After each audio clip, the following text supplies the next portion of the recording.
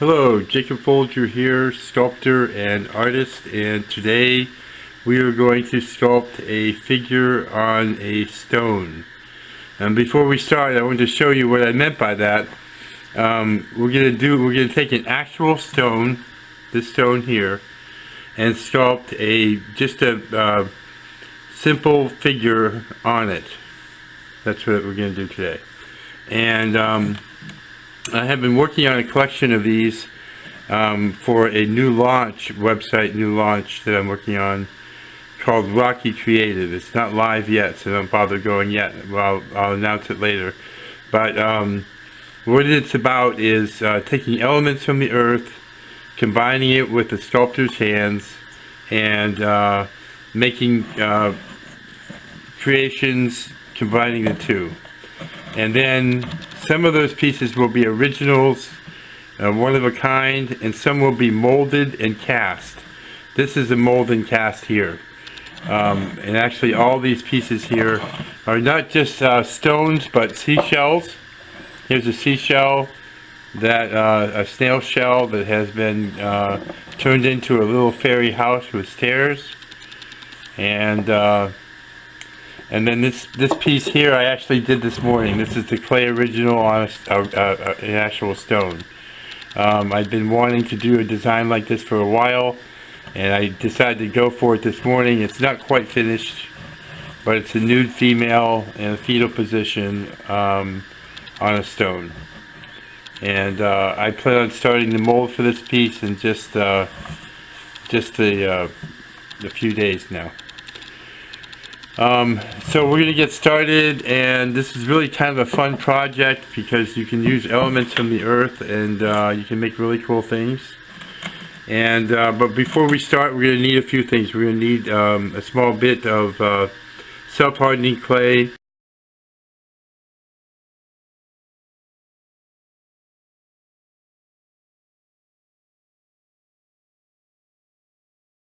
I will put that information about where you can get an art supply store, craft store. Marblex and Mexican clay are the best, but I'll go ahead and put that on the video so you can find it there. And then also, before you buy it, make sure it's soft. Open the container up that it's in, the box or whatever, and make sure it's soft and pliable. That will save you a lot of frustration. And we're going to need a few tools. We might need a sharp knife, sometimes comes in handy, and also a wood tool of some form.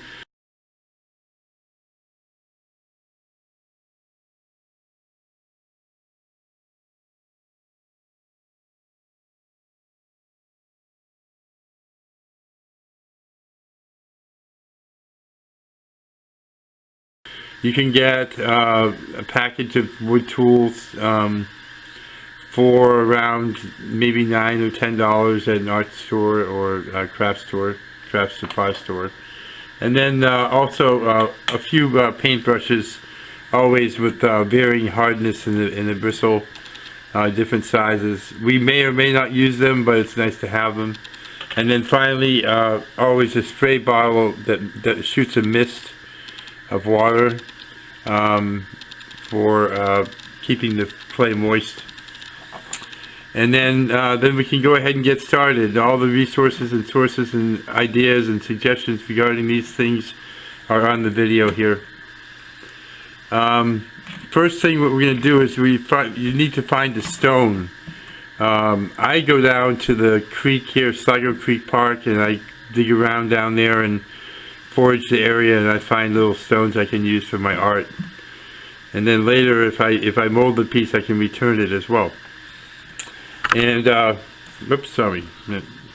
So that's something to keep in mind. This is a kind of a nice little creek stone that is very sparkly. Has a really nice texture on it. It's pretty rough. And I'm thinking I want to put my figure right here. Not in the center like some people might think, but I think one right here would be nice. Let's move this out of the way. Get this out of the focus there. There we go. Okay, so we can go ahead and get started.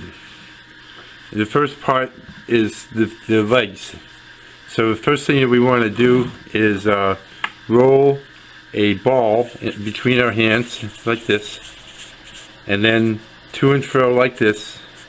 Do it slowly so you can see.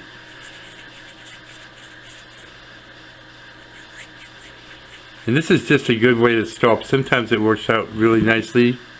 It goes fairly quickly. You don't want them too thick though. And then before you, if you're trying to get it to stick to the rock, wetting the rock first is a good idea. So that gets it to stick better. And then you just fold it in half like that.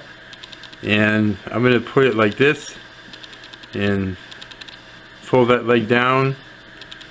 And then I think I'm going to put this leg up like this. This is going to be kind of a thinking design that I want to do. I want to try it anyways. We'll see how it works. And then when I'm done with this piece, I'll mold it. I'll make a mold so I can reproduce it. The next step is the trunk of the body. So I'll take a bit of clay and I'll roll a ball first like that, and then I'll roll it to and fro, and that will give me the trunk of the body.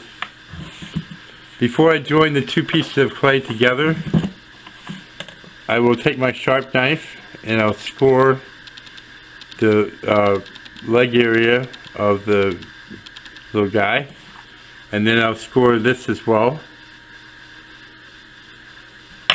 I'll take a little bit of water, put it there and put it here, and that will just make it bond better.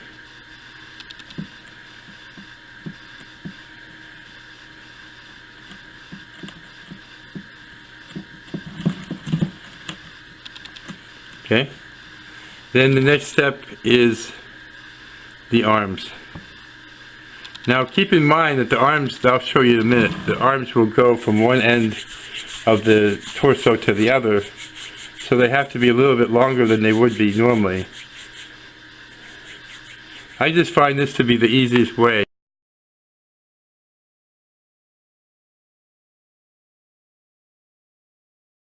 to explain it to people that I'm teaching. And it's only, this is really a beginner's method. Some people would say, oh no, not like that, but it works really good, especially if you're a beginner. So before we put that on, we want to score it. This is only when you're adding big chunks of clay like this. And then wet it, both sides, and this will bond it better to the to the different pieces. And then what you can do is you can take your thumb or a finger and you can blend it into the other part, just like that. Okay, and then we're going to go ahead and put the head on. And the head, you can also roll parts between your fingers, but for a smoother look, you can roll it like the way I just showed you. Then it'll be far smoother. Right now, I'm not going to worry about a neck on it, although normally you would want to put a neck. It's just because of the design that I'm doing here. I'm not really concerned about that right now. Just want to get it pieced together. And then wet it, score it and wet it, and twist it on. Okay, there we go. Now, I'm going to turn his body like this a little bit.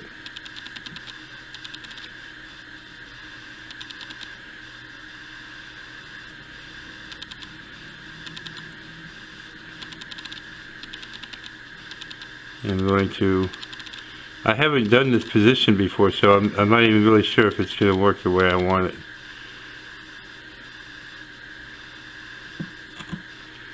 Yeah, this is nice. So he's kind of like just relaxing, almost napping, but thinking for sure. Okay. Now what I'm going to do is I'm just going to give it a squirt of, just a slight squirt of water because I want to keep it moist. Oh, the barking puppy's upstairs. I should name this channel Barking Puppies something productions. Because they always make some form of loud cameo performance, that's for sure, of sorts. Okay, yeah, this is actually looking pretty good. I thought about it. I took a break for a minute. I looked at some other designs I had thought up before, and I think this is actually pretty nice. Better at a slightly downward angle, looking down at it from up, standing above it. It tends to look even better in some ways. And that's probably how it's going to be seen for the most part. If you're wondering why my hands are green, by the way, I finished a couple. I had sold a couple of my mermaids, which I do not have here today, and had received orders for them, and I did my green patina finish on them, which is just finished here on this that I did on the seashell also.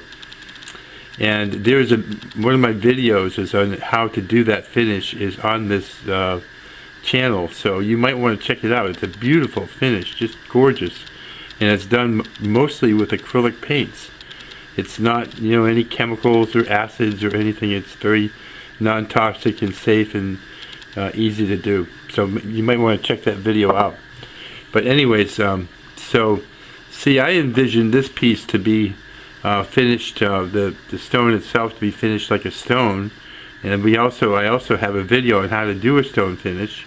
You can check that out too. But also, and then the figure maybe in bronze or just a number of different finishes, and those finishes are all of those finishes that I just mentioned are on this channel, free, that you can watch and learn how to do yourself. Now I'm just gonna flesh out the piece a little bit, kind of build up the arms a little, and add an elbow here, and just start to, now I want this to be a minimalist piece. In other words, I do not want to totally and completely detail it out, but I definitely want to do some work on it, clean it up a little bit, and make it look more lifelike. So maybe beef up the leg a little bit. Mommy is upstairs with the puppies, if you're wondering. Mommy meaning, if you're not a dog person, mommy or doggy parents means people. The pets people, dogs people are upstairs with the puppies right now. They're kind of hyper little dogs, but they're really sweet. They're very cute, pretty sweet little guys, and 2 min pins. Okay. And my dog is right here with me. She's also equally a sweetie for sure. We spent the day out at my studio. She goes everywhere I go. And we spent the day out at my studio today, and that was really kind of nice. So he's coming around here. I just want to try to get a hint of a man here, and he's actually looking very good. So the main thing here is to keep in mind that on a small piece like this, there's going to be a good bit of dry time. It's going to dry faster than it would dry if it was a bigger, thicker piece. And also the fact that it's sitting on a stone is the stone is drawing out the moisture in the clay, so it's going to dry faster also because of that. So the best thing to do is just try to keep it all pretty moist, but you don't want to get it soaking wet because the clay also can then become like mud because it's such a small piece. So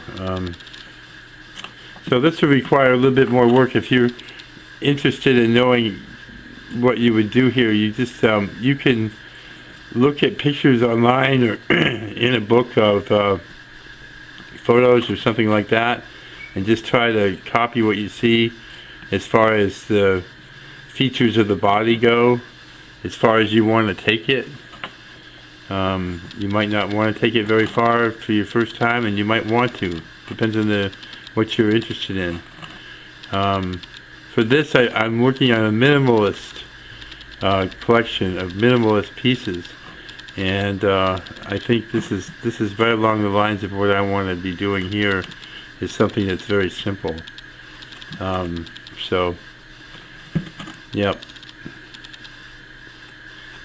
So I think that's where we're going to go with this here, and that's what you do. So go find yourself a stone or a rock or a seashell or something, and do your sculpture on it, following these instructions.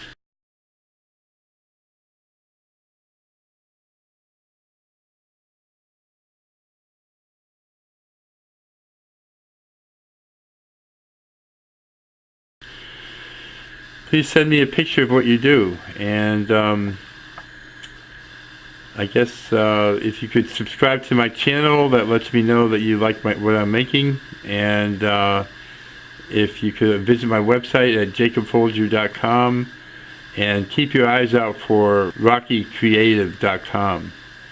That will be the new website for the for this collection of elements of the earth, and combined with a sculptor's hands, which are my hands, of course. And thank you for watching. Have a great day. Good things.